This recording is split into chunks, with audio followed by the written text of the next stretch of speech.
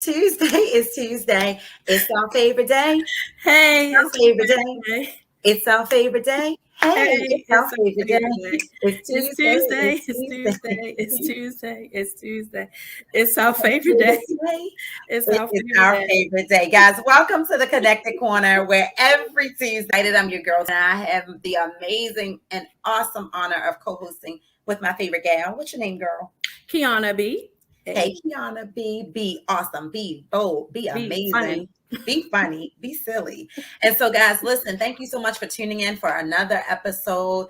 As you may know, if you caught last week's show, we have been talking about a dynamic topic. It is the education of Black men in America, the value of higher education. And gosh, if you missed last week's episode, you want to go to YouTube, you want to make sure you subscribe, you want to check it out, because when I tell you the amazing Reverend Dr. Burrow Whipple dropped some jewels and gems, didn't he, Key? Yes, yes. I got like 4 or 5 quotes from that one.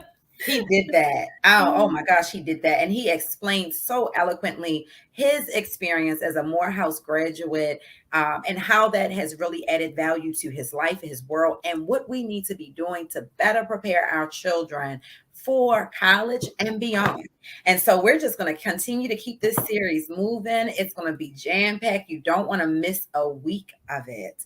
How's your sons doing, Key? Are they doing great? Yes, they are. My sons are doing absolutely great.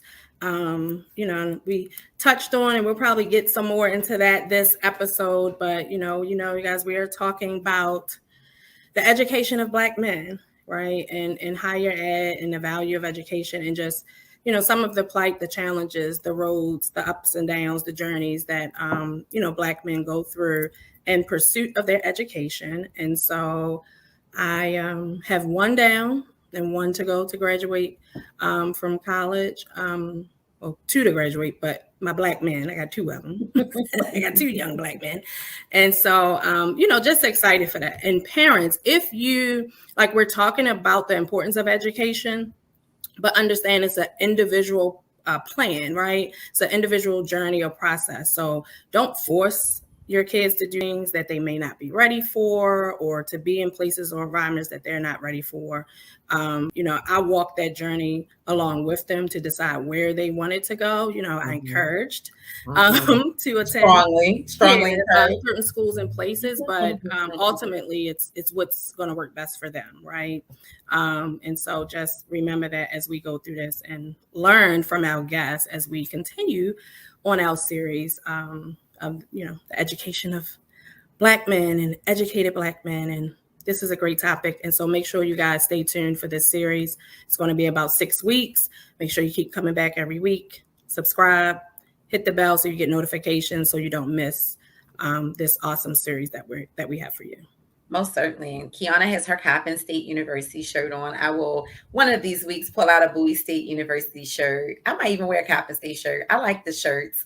And it's interesting, as Black women who have gone down the road of higher education, we don't even think about it. When you look in your classrooms, a lot of times there's more women than men in certain things. What we're going to be pulling apart really is why the gender gap is so extreme. Why is there, right now, 19% more African American women graduating with 4-year degrees, more so than our husbands, our fathers, our brothers, right? And it's definitely systemic. We understand there's a plot and a plan against Black males. And tonight we're going to talk to two dynamic Black males, both Mhm. who have been educated in HBCUs. They have two different life experiences. We're really excited to hear just from them, and maybe they can help us pull back the veil a little more as to why the sisters, we out here Black girl magic, and then we're looking at them like, what you mean you don't have a degree? How Right. come? Not understanding that there may be some things in place that are hindering our brothers, our fathers, boyfriends, husbands from being able to easily just walk into those college doors. Right. But on the flip side, for those of us, there's money, there's financial resources, there's Hmm. tutoring companies and groups and student support service organizations that specifically help Black women succeed in college. Isn't that crazy? Yeah, and that's another show. That systemic avoir that's being done. We're gonna talk about that. We're gonna talk about that in 2022. We're gonna talk about it. We're gonna pull that thing apart. So without further ado, I would like to bring to the Connected Corner stage Victor Amadu and Jerrell Bratcher. Put your virtual hands together and welcome them. Welcome them. Hey guys. Welcome, guys. Welcome to the Connected Corner. We are excited and happy to have you with us tonight. And throughout the show, okay, if we may mute a little bit so we can make sure our audience can hear each person, because we want to make sure that they get this valuable information so everybody can hear. We like to give our viewers and our listeners news and resources they can actually use. We are excited about this series.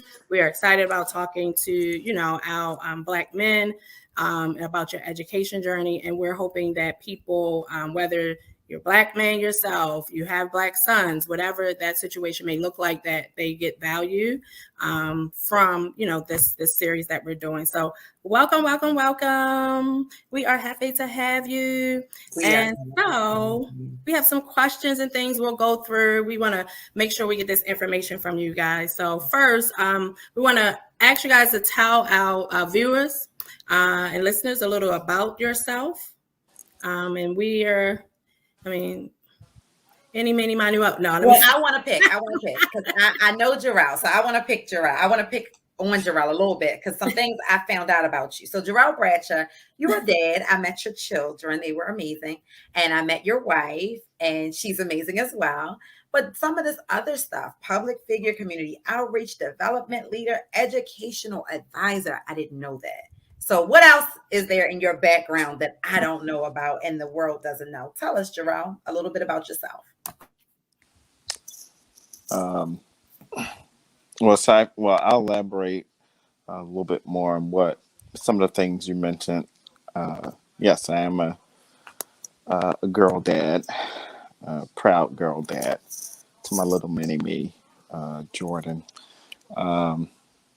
But before she got into the mix and in the world, I had co-founded a charter school over in the northeastern part of Baltimore, behind City College, right off of Kirk and Exeter, called Monarch Academy, over at the old Coca-Cola building next to that Clover and Milk Factory. And then I also helped to start a charter school in Howard County and then also in DC as well. And now my background, I'll preface to say, is not education. That is something that is near and dear to my heart. My background was biology, pre-medicine, biotechnology. That's what I originally went to school for. But through volunteering, many schools, elementary, K through 8, K through 12 settings, somehow that part of education kind of fell into my lap there. And then ran for office at one point, did some community outreach and development with Amazon, and then been a fundraising professional probably for the last, all right, my math isn't good, but I'll say since 2006.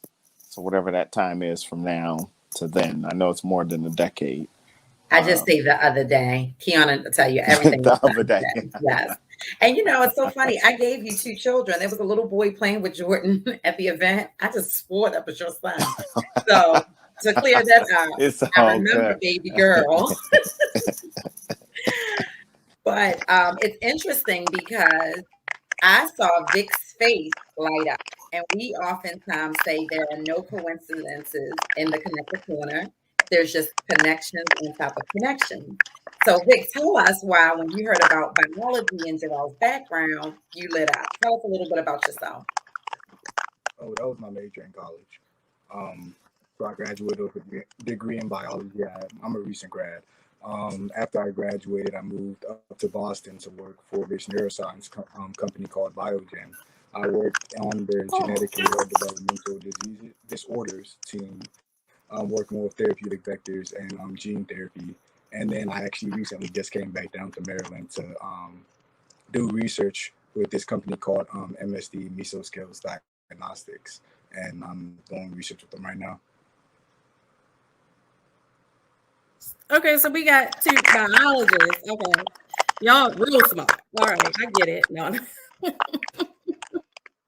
so there's some feedback. Let's just see really quickly. Vic, can you put yourself on mute for a second?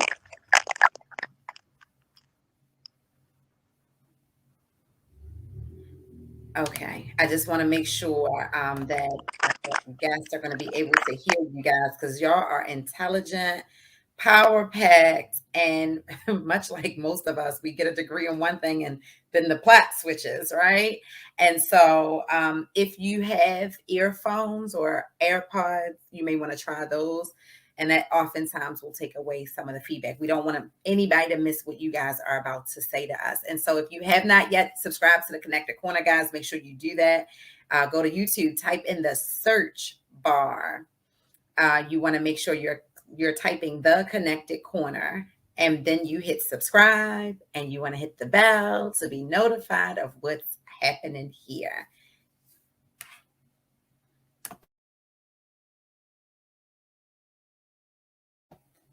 Awesome. So I'm going to start with Vic again. Did you go to Bowie State? Because I ain't hear the answer. Oh yeah, I went to Bowie State. Don't just say it like, oh yeah, I went to Bowie State as well. And so I'm very, very happy to share this stage with you. And you said you're a recent grad. When did you graduate? Yeah, I graduated this past spring. Oh, awesome. Tell us a little bit about your K to 12 education. Did you go to private school, public school? And then, Vic, after you answered Jerrell, if you could jump in and answer the same question. I went to public school, so I moved to the United States around elementary school. First lived in Ohio. When I went there, I was probably like one of a handful of black kids in any of my classes. Then I moved to Maryland just around the time I was starting high school and ended up on the College of Maryland too. Awesome. And Jerrell, how about you? Did you go to private or public school K through 12? Both public and private. I started out going to public school, and then actually here, I was born and raised in Cherry Hill, and so around the early 1990s, that was when Dr. Obrowski had first came onto the scene over at UMBC, and so he had a black male initiative that he was focused on. And so I was one of the first intakes in that program. And so through that and staying engaged in that program called the Choice Program through the UMBC Shriver Center, I was able to go to private school. So I ended up graduating from Cardinal Gibbons High School, which is no longer here. It used to sit across the street from St. Agnes Hospital. And then from there, I went to Morgan State University. So we got all four corners covered a little bit. We got, well, we already know here. So, Jerrell, we got Morgan Coppin. We got these two bold so on here tonight. No, I'm just playing. But that's purposely why I wore my Coppin shirt, because I knew Victor went to Bowie. I already, of course, knew Tori went to Bowie. So I'm like, I'm going to be on here tonight with these two Bowie graduates. I'm going to wear my Coppin shirt for them. So there we go. I have a lot of folks from Coppin in my family because they went there for nursing. Yes. Teachers College started as a teachers college, but they have a very excellent nursing program. So you guys have talked about, you went to private school, little public. In your journey through K through 12, whether private or public, Did you have Black teachers, and or were there any Black male teachers in your K through 12 experience? Um, It's too. I We'll don't think I had Black teachers. how so a lot of times, you know, it'll happen. When did Black teachers, I guess, start entering you know, your education Okay, so I had experience? Black teachers, but most of them were female teachers. Sorry. And And Vic, Jerrell? I'm sorry to cut you off. Vic, you're from Western Africa. Is that accurate?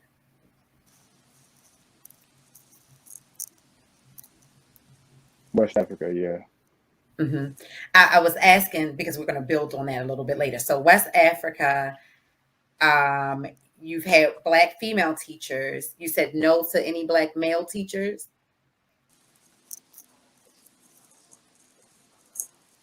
No, I met Black male teachers later on in my K through 12. Awesome, thank you, Jerrell. How about you? Same question. Yeah. So in elementary school, I remember I had actually the school that I went to was full of predominantly African American teachers, but one of the interesting dynamics is, you know, when you really look at um, the amount or the percentage or the prevalence of um, the male to female or, you know, man to woman ratio in teachers, there were more women teachers than they were men. I remember at my elementary school, probably in that entire school, out of the 30 some odd teachers that they had, there were probably about six African American men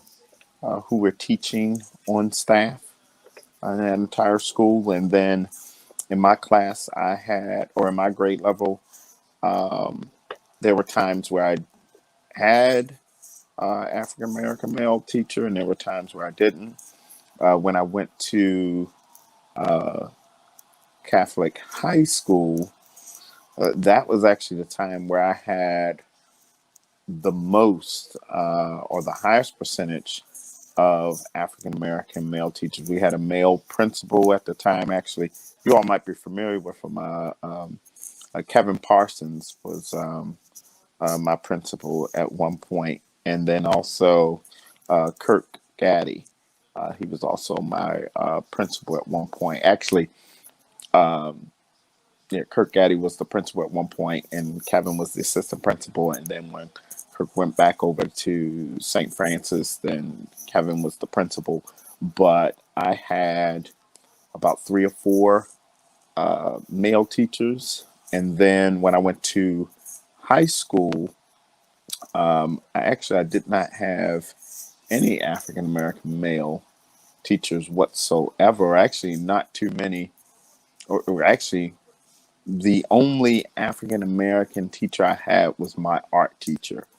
Other than that, the teachers were of other races. And then when I went to Morgan State University, um, I had more African American male teachers and advisors. Although I will say it was like pulling teeth for me. So if I had to choose my teachers when I was at Morgan, I probably wouldn't have chosen the ones that were selected and given to me because it wasn't a great relationship. But I have the strongest and the best relationship with those teachers, and they're like my lifelong mentors. And I think it was the best because they also, them being men, they also understood that male dynamic and also understood those character, social, developmental aspects that I needed in, you know, being um, an upstanding citizen, an upstanding man.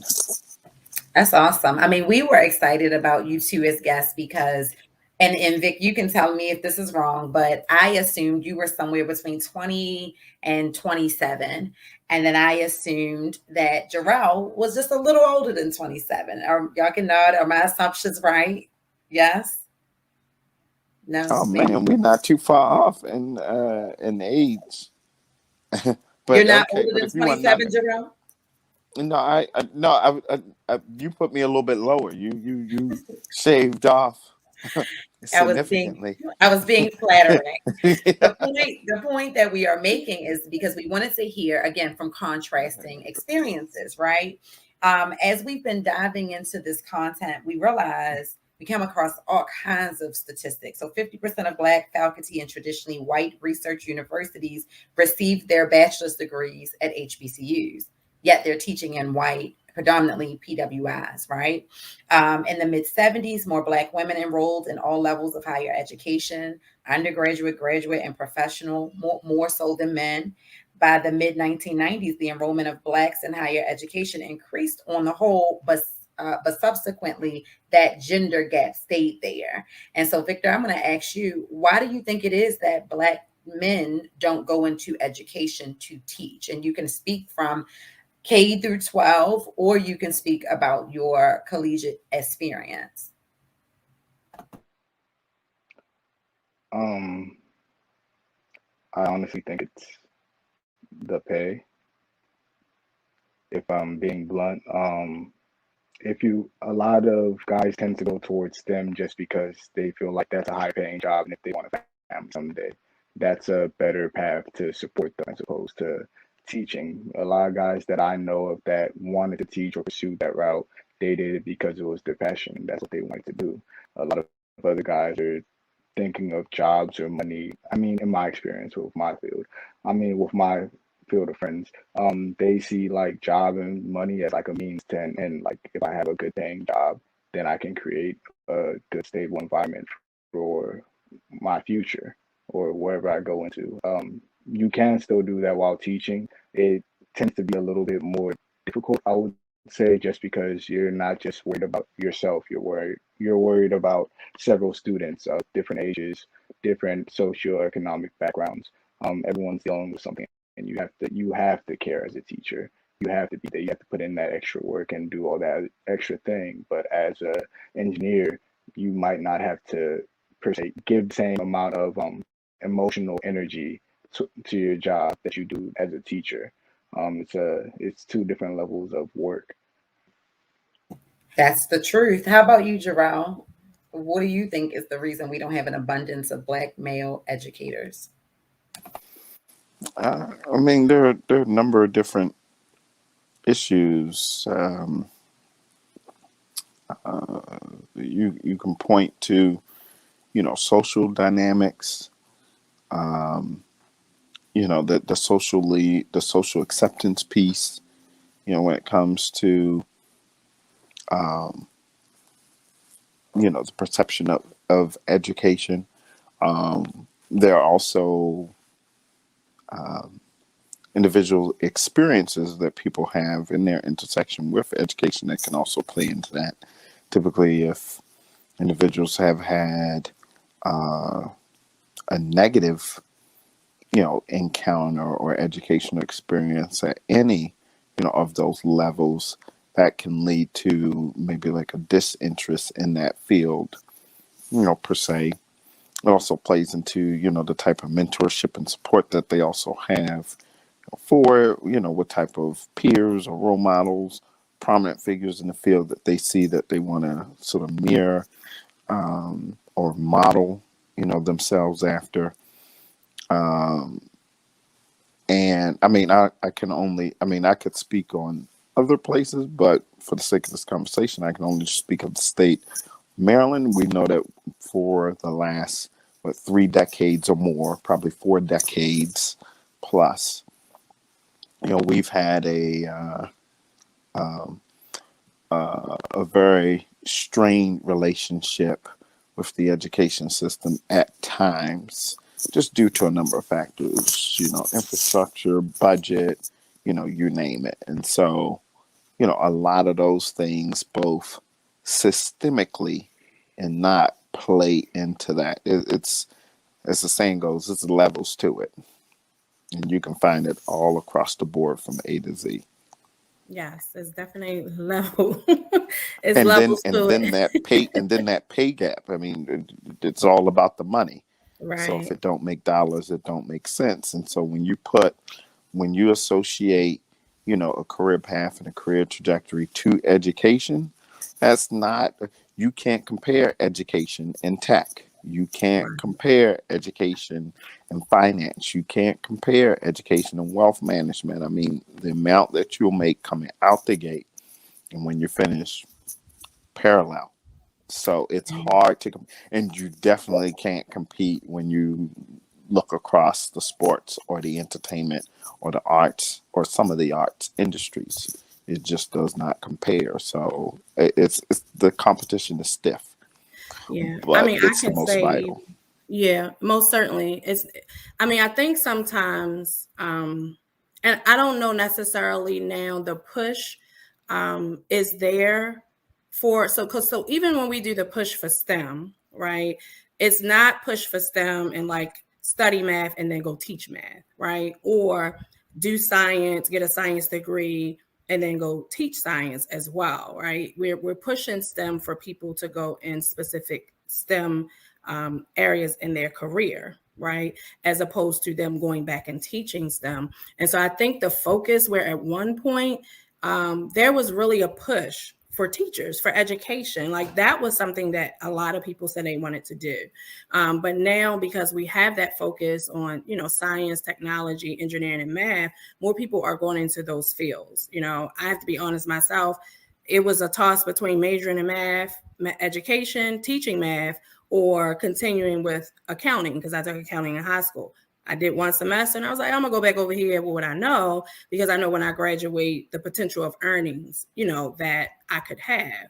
And so it does make a difference. And I still circle back to teaching and education and teaching math because I feel like if it's your calling, we've had this repetitive answer, and Victor touched on it with the wanting to do it, right? So the friends that went into education, this was something, yearning, something that they wanted to do. It has to be a passion.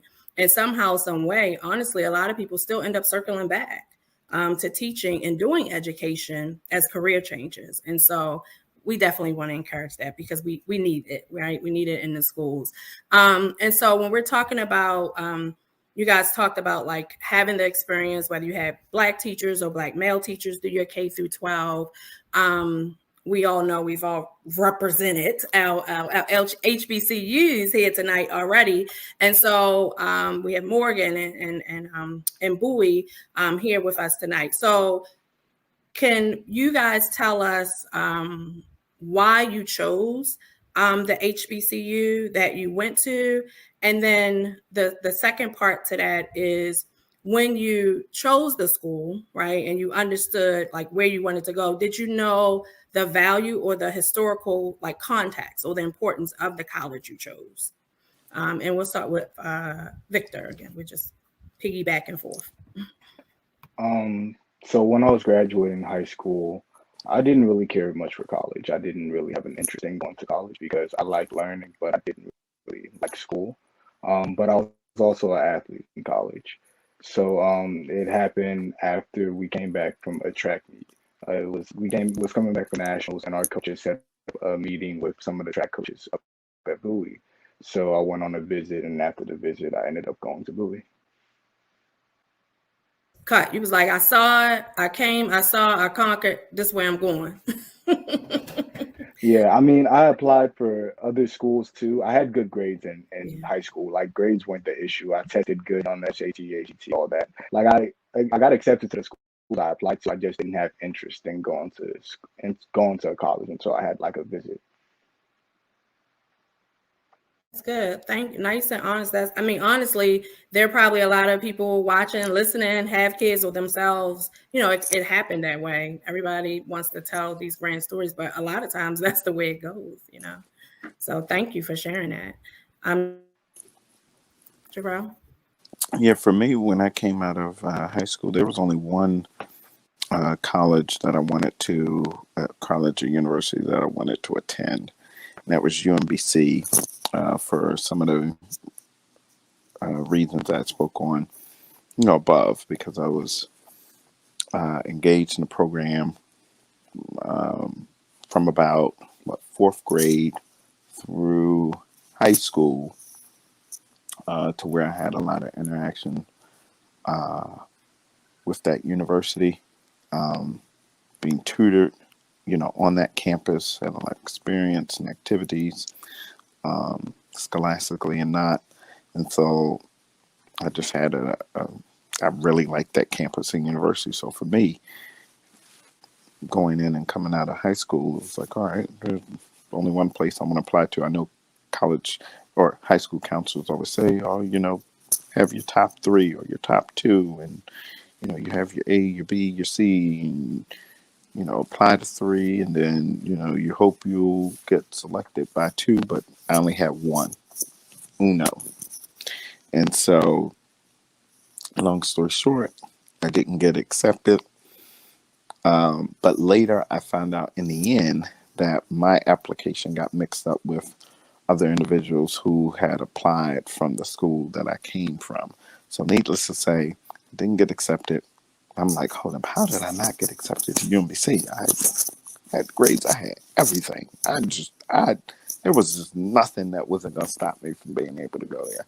But so needless to say, that didn't happen. And then it was the scramble of, all right, I need to find somewhere to go. So the next on my plate or on my mind was Morgan State University, because I've been on that campus quite a few times for sporting events and for other activities. Went over there. I was kicking the horn because it wasn't UMBC. Stayed there and got through like the first half of the semester, and then I've got this huge apology letter and phone calls, you name it, from folks over in the admissions office at UMBC saying, hey, we had a total mix up with your application. You were actually supposed to have a scholarship packet, the whole gamut. But by that time, Morgan had already grew on me. I was going into my second semester, the first year, and I just ended up staying at Morgan.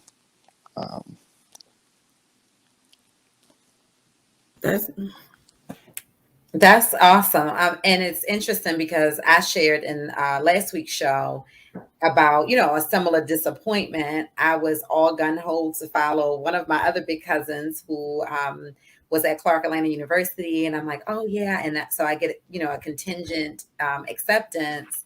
And then I'm there and I'm enjoying the Atlanta experience. And I get this bill that I can't pay. And, it's one of those things where as a first generation college student, I didn't have anybody to say, this is how you navigate through this. And so I had to come back home and go to Bowie. And so, don't get me wrong, though, Bowie's an amazing school that I will always pledge my allegiance to. And so I do want to hear a little more from the second part of that question. And I'm going to jump back to Victor. Did you realize the value of being at a HBCU, or did you see it as historical, or is it still kind of like, it was just school? What do you think? The latter. Honestly, I feel like any university is what you make it. I don't think I really took school as seriously as I should have my freshman year. It was just kind of like, oh, these classes are kind of easy.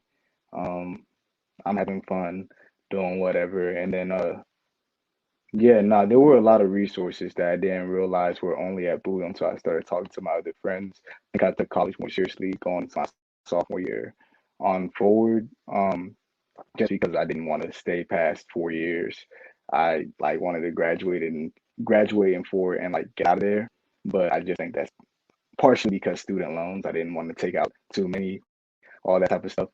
So it definitely had a lot of resources that I didn't realize weren't as widely available at other schools.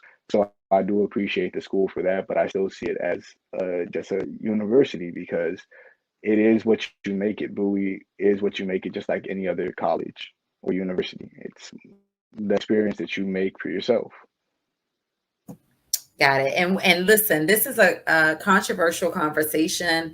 At times, it's going to be one of those things where we're like, because we all have differences in opinions when it comes down to education, especially something you have to pay for. But I appreciate the fact that you're being so honest because you represent our listeners. There's somebody somewhere like, girl, if she say Morgan was what such and such one more time, I'm gonna throw this computer, because not everybody felt that level of history and grandiose grandeur, So thank you for being honest because that's real. I have a seventh So, grader who may very well feel like you, like, man, I'm just gonna go and do what I gotta do because he's seeing beyond the college. He wants the coin. And so, Jerrell, how about you at UMBC or Morgan? Well, UMBC isn't. Is it UMBC a HBCU? No, but Morgan is. I had to think about they're in our University of Maryland system, but they're not. But Morgan, did you see a historical or kind of like feel the value of being in this Black environment? Well, I mean, you could tell by being on campus, but for me, it wasn't necessarily the historical piece. It was mainly based on the relationship I started to build with the professors and advisors there. And, they focused a lot on student development, character development, and those pieces. And for me, I'm just not sure that, well, I'm not going to say that in reference to UMBC, but in terms of maybe choosing or selecting other institutions at that time, I'm just not certain that, I would have gotten that or received that same level of mentorship, character development support that I received there. And I so much to say, I even share with you, my advisor used to show up at my door, my house, 8 a.m. on Saturday mornings, just to see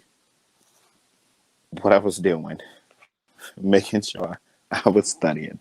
So, I mean, granted, I'm sure that's like an anomaly, but I mean, just even still, just some of those, how much care and time they really put into making sure that I was really shaped and sculpted, molded, as a wonderful individual. I'm just not sure that I would have had those experiences, those opportunities, within my department, within my school.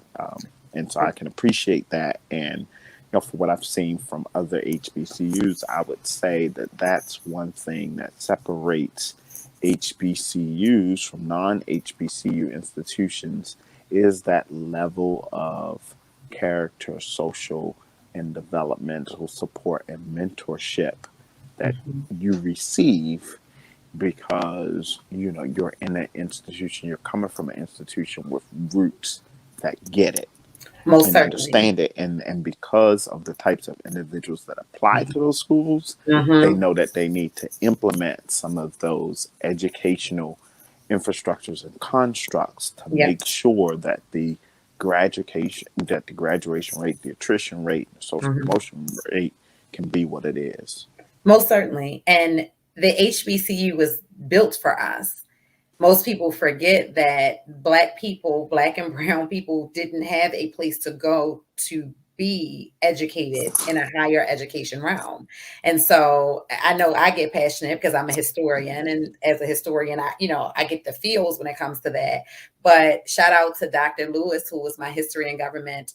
He was the dean over our department. He was also my advisor, and Nicole Baker, who knocked on my dorm room door, same situation. And Miss Baker said to me, "You're not depressed, you're lazy."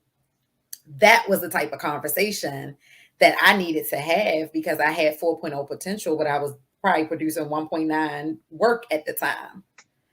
But being a young girl from the inner city of Baltimore, I needed somebody to get me angry enough to go into action. So calling me lazy made me mad. I'm like, oh, she thinks she is. I still have red hair and a tongue ring. Like, miss, you don't know me. But it got me all the way together to not only then get out of the bed and take, as Vic said, take my schoolwork more seriously, but then to co-found an organization on campus and to do these things that would then pay it forward. So thank you guys for that. That was just wonderful how you shared your experiences. I will say, Tori, as well, and piggyback a little bit before you move forward. I think sentiment what Jerrell is saying about, I think that is the standard for HBCUs, and exactly what you said, because they were built for us. And I think it's the understanding of what we need in the world, right? As we go into our professions, as we do the different things that we do. I felt that, like, once I started my career, getting into a place, and it was like, well, you went to this school, I went to that school. They didn't teach all this, and I'm talking about people who came from PWIs and schools that think they're Ivy League here, but they not really Ivy League, but who think they're Ivy League, but really schools that were supposed to be better than Coppin per se, right? Like, they were supposed to be better, but I'm kind of running circles around you here at the job, and you can't figure this out, but you went to that school. And I know that, just as Jerrell and you guys have said, it was directly because I went to a HBCU and my professors took it serious that I was going to be able to go out here and be the best accountant, the best financial person, because I was going to represent them. And that's, particularly how, they put it. And I had all male, I had one female, one woman professor my entire time at Coppin in the business program. And so, I probably went into the workforce, with that male dominant kind of attitude, because that was my professors. And that was the education I got. So I think it's, very important, much like you, I'm passionate about it. And I'm just somebody with school spirit, period. So I'm representing everywhere. I'm representing all the schools, all my schools. So I think that has a lot to do with it too. Like, if you're somebody who genuinely has school spirit, and then you go to an HBCU and you already pumped, it's another level of, like, we're gonna turn out, we're gonna represent. And I think that has a lot to do with it. So you're exactly right. And so with that, you've said a lot, Jerrell, you've shared a lot, and it's been really good content, just putting things in perspective.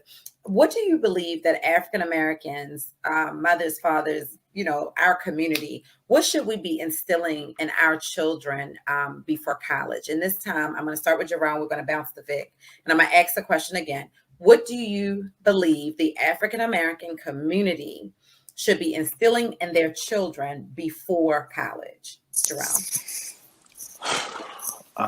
Wow. I mean, pick one thing. I would love to be with y'all for the rest of the evening. Pick one thing. But I'm gonna throw in this caveat to say that, while I'll say, some of the things that folks can kind of add to the mix, there are also systemic and infrastructural barriers that kind of limit the support and agency that some families, may have into being able to make sure that their child is ready, whatever that means, scholastically, academically, socially, we're just ready for school, ready to graduate, ready to matriculate to college, ready to finish. There's so much that goes, into that. And I would say that maybe at the core is probably just some sort of love or passion for learning. Life is a journey. We learn something new every day, just for learning. Because the idea of education can ebb and flow. I mean, there are some folks who, go into HBCUs, and while they may not come out in a STEM field, they still come out and they are very successful. Or they decide, or they go into a HBCU, don't finish, or finish and go to a trade, and then are very successful. So there are many paths and inroads to and through education beyond just having an academic degree. And so just understanding everyone's sort of educational developmental plan, what their goals are, what their interests are, and helping them find a path and a course that's going to be most beneficial to them. So let me make sure I heard you, because I don't want the viewers to miss what you said. One of the most important things, it sounds like you shared, is making sure our children have a desire to learn, a love for learning, and then kind of building on that, the foundational other pieces. Did I get that right? Yeah, as opposed to, because I mean, let's be honest, I got a lot in my family and everything else, when it comes to schools, it's like, hey, I went to this school, you're going to graduate from this school. Hey, I'm, we got a legacy of AKAs, deltas, or whatever, you follow along that same path, right? I mean, we do that. Do what mama do what daddy do. But no, just... I'm sorry. I feel a little bit like is he coming for no, really. Oh, okay. Really? I'm sorry, because I told you I got a school spirit. He was like, look, I went to this school, you going to this school. I'm like, whoa, wait a minute.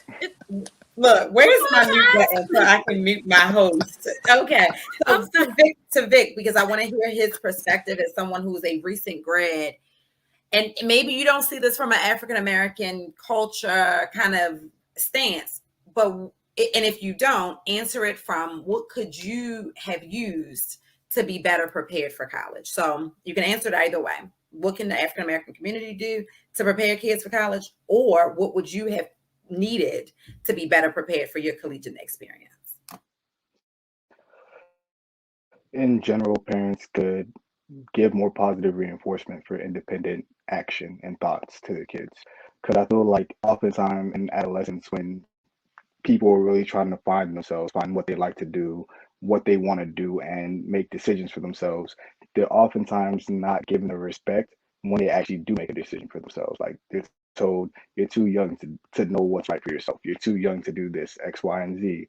And it really builds something that's not beneficial to the person, because moving forward they get to college and it goes from a very structured system in high school where they're telling you what classes you're taking, when you're taking them, when you're eating, when your free time is, all that, to a very plan it yourself. And I feel like a lot of parents don't give their kids the opportunity to really build their own schedule how they want, and include things they feel necessary and exclude things they don't feel necessary, because they're following the parents' plans. But you're not going to be with your kids forever. So if there's more positive reinforcement behind independent thoughts and independent decisions, kids will be a lot better for it when they get to the college level. I held several leadership positions on campus. I was a part of e-boards. I was an RA, and I saw it often. Kids would be in a major they didn't like because they were scared of what their parents would think, or kids would join certain clubs to keep up a certain image, or like just be confused in certain aspects of adulthood as they were coming into being adults, just because like they had never been given the option to make those decisions. And for some kids, it's after you turn a certain age, it's like, okay, you have to do everything by yourself. I know I didn't show you how to do it, I know I didn't teach you, but you saw me kind of do it, so figure it out. And that's also creates more issues in of itself. So more positive reinforcement, like telling your kids, okay, it's okay to make these choices for yourself. You're gonna mess up. That's fine. That's what this age is for. That was good. I mean, you guys really answered that. I'm commending, because that is exactly my parenting style that you described. Vic, and I say that a lot, not in judgment, but honestly, that is a big deal. But that is something, honestly, I learned from my students. because, I taught before my children reached, that school age, middle school, high school, and that sort. So me coming out and teaching high school, it really helped me shape, like what I saw in my students. It helped me then shape as well how I was going to raise my children. Because when I started teaching, they, were very young. My oldest was, in elementary school, and the other two had not even started school yet when I started teaching. And so it was very important to me. I say that often, that I appreciate that experience with young people, because it definitely gave me that insight as to, the additional things, not just traditional things from, my parents and grandparents, not just traditional, but the additional things that I needed to give them to make sure that they were able to be independent, not holding the hand. And, we saw that. You see it even in high school at times. So 10th, 11th, 12th grade, they were responsible for making certain decisions. I forced them to communicate with their teachers. No, you're going to email the teacher. You're going to do this because I can't go to college with you. And that was literally the conversations, right? I'm not going to show up at your job. I can't call your job and write you a sick note. Can't do that. So you need to start learning to advocate for yourself. So that is very important. I want to make sure, our listeners heard that information, whether you're a young person yourself, if you have young children, you have children matriculating through grade school on their way to college, you heard it right here, from a recent college graduate saying, hey, give them some of that independence, allow them and show them how to make decisions. Those things are important. Jerrell is saying, hey, make sure they have that social and emotional, those things. Don't just force them to do something. And so thank you guys for that information. Again, everyone, we're excited about this series. If you haven't done so, make sure you're subscribing to the Connected Corner. If you're watching us on Facebook, fine, comment, like, share. Make sure you follow our Facebook page. We are also on Instagram. And then go over to YouTube and type in the Connected Corner and subscribe to our YouTube channel so you can continue to get notifications. Make sure you hit the bell so you can get the notifications, because we're going to continue with this series over the next couple of weeks, and we don't want you to miss that. And so we're now to the part in the Connected Corner. I have a question. I have a couple questions. And so this segment is called Key Questions. It's a little bit of a tongue twister, but you'll get it. So I like it when we have multiple guests, when we have two guests, because it becomes a little bit of a competition. And just, based on you scholarly guys, don't overthink it, biologists and science minds, okay? Because that's what you guys like to do. All right, so this is the timer. And so I'm going to ask you key questions, and you'll have 2 minutes, okay, each. So it's a two-minute rounds. I'm going to ask the question. You'll have 2 minutes to answer all 3 questions. If you run out of time, then you won't get to all the questions, right? And so you have to answer all 3 in the 2 minutes. Okay, 2 minutes to answer all 3. And so I'll let you know when your time run out. And whoever answers the most questions wins. No, we'll let you know later what your gift is. All right, so I'm going to start with Victor, and I'm going to start the timer after I read the first question. All right, ready? Okay. All right, so what is a sign that you are getting off course? So internally, is there a sign? Is there something that tells you when you are getting off course? Yeah. I write down my goals and I write down the plan for the future, because nothing happens by chance. You have to plan it out and you have to prepare for it. You have to make sacrifices for what you want. Maybe it's not going out to a party now. Maybe it's staying that extra little bit to study or do a little bit more work. When I know I'm getting off task, because I start procrastinating. I start doing random things that I don't really normally do, and I don't pay as much attention to my actual hobbies and interests. Wow, that's good. The second question, what is something you do for self-care? So you guys work hard. We want our Black men to take care of themselves. What is something you do for self-care? I enjoy working out, like going to the gym. I also enjoy drawing, painting, listening to music. And I like trying out new things. So maybe I'll try a new restaurant or a new activities. Those things that I like doing just in my free time to relax. Awesome. And we're down to the last question, and you still have time. What is one thing you want people to take away from this episode? If it depends what their age group is. If they're in adolescence or their 20s, I feel like this is advice I got from some of the mentors that I met when I moved around and was working different jobs. Older men in corporate, basically your 20s are your time to make your mistakes, because a mistake in your 20s is a lot different than making the same mistake when you're in your 30s or your 40s. It's a lot more detrimental the later on you get in life. So really take this time to grab opportunities, make those mistakes, learn from them, and be wise from them, but also learn from other people's mistakes. Don't just do something because you think it's going to work for you. To really think it through and understand what outcomes you want, and if you're taking the correct steps to actually get to those outcomes. Because a lot of people say they want a lot of things, but they don't have a plan for it, or they're not actually working for it. They just figure things are going to work out, and things hardly ever work out. You have to actually work for it and plan for it. I know that's right. And your last drop. Look at you are a wise young man, I must say. Yes, thank you. And you did it in time. Now, Mr. Jerrell, Mr. Bratcher. You said that like Bueller, Bratcher. You know, that's one of my favorite movies. Ferris Bueller's Day Off. Everybody has to see that movie. It's my favorite movie. All right. So I'm going to ask the same 3 questions. You have 2 minutes to answer the questions, and I'm going to start the timer after the first question. And what is a sign that you are getting off course? Procrastination, deviating, not planning, and splurging. Okay. All right. That was short and quick. I like that. What is something that you do for self-care? I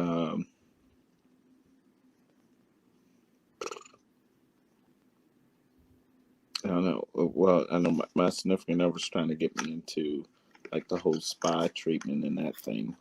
But reading, one of my favorite books is Dare to Lead, volunteering, and spending time with my significant other, family, and friends. All right. That is good. And let her get you right with the spa. I wish I was going to be. That's some real self-care. That's right. That's self-care. You got to take care of the black man. Get the self-care. Right.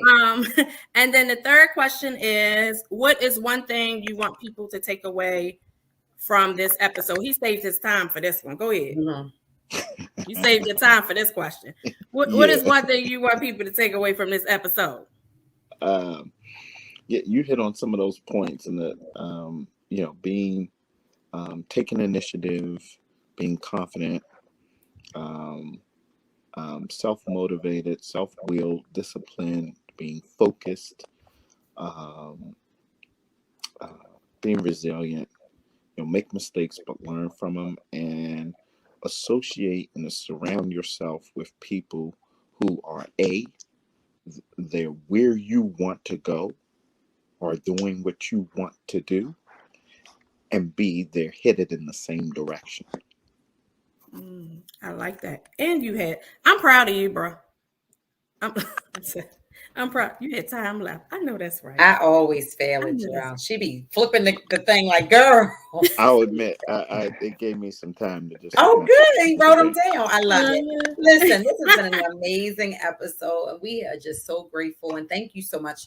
You both very, very knowledgeable, Black, strong men, but you guys gave us something that is so valuable, and that's your time. So thank you so much. You can't get your time back.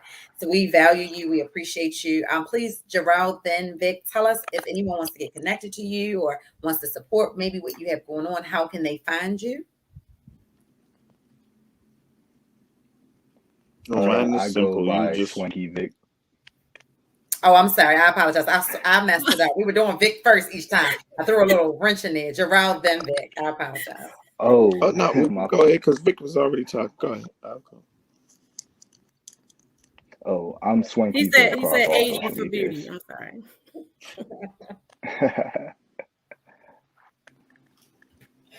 We apologize. Vic, please tell us how we can connect with you. What was your answer? Did you say swanky? Swanky Vic? Yeah, yeah. Vic spelled the same way how I spelled it on the Okay, yeah. Swanky Vic. Is that on Instagram, Snapchat? Where is that? Across all social medias. Awesome sauce. I won't get into what swanky means just this episode. We'll talk about it offline. And Jerrell, how can we find you? Jerrell DB. You just pretty much just Google me, and yeah, all the good stuff is me. But yeah, across all social media, just plop it in Google. You put, I'm the only one that's gonna come up. I love it. It's funny now being Googleable, right? It's one of those things like, oh, my son is the person who let me know that I was Googleable. I was like, what you mean? He's like, yeah, you're I'm still Googleable. trying. The jury's still out on whether or not this is a good thing or bad thing. I don't know. I'm still trying to rest my head with. Listen, but like you said, the good stuff is us, the bad stuff is somebody else. So anywho, guys, I'm Tori Rose the Connector. If you want to connect with me, send me an email at connect2tori. That's connect the number 2 Tori at gmail.com. And Kiana, how can we find you? You can find me on all social media platforms as Kiana B. Jones. And you can Google me. Don't Google me. It makes me nervous. Well, we don't want you to Google Kiana, but definitely Google our show. If you have not been following the Connected Corner, make sure you subscribe. You get connected. You can find us on Facebook and Instagram at the Connected Corner. And this is our 3rd year. So go back and watch some of the other shows. They're on YouTube. We want to just give a shout out to another amazing Black male who is DJ Diamond K, the amazing Diamond K producer of Radio on Fire. So this has been an amazing show, guys. Make sure you catch us next Tuesday, 8 p.m. We're going to be still digging into this topic, HBCUs, educated Black men. Why is it that women are getting these degrees and it's like our brothers are being held down? Let's talk about it. We want to hear from you. Thank y'all so much for tuning in. It's been real. Peace. Thank you, thank you, thank you, thank you, thank you.